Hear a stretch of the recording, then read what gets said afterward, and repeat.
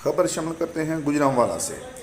गुज़श्ता रोज़ सियालबी town में बच्चे को अगवा करने का मामला पेश आया था, जिसकी नाश आज जोहर से मिली है।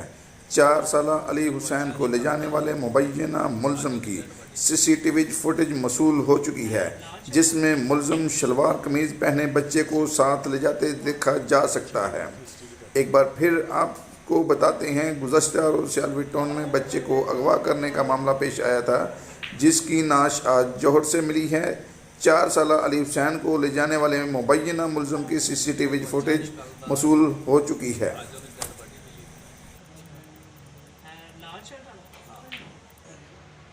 स्टील करना पीछे कर देना, फिर स्टील करना।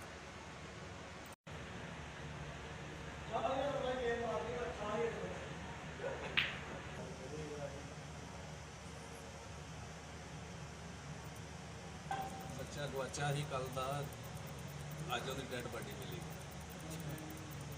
लाल शर्ट वाला स्टील करना, पीछे कर देना, फिर स्टील करना।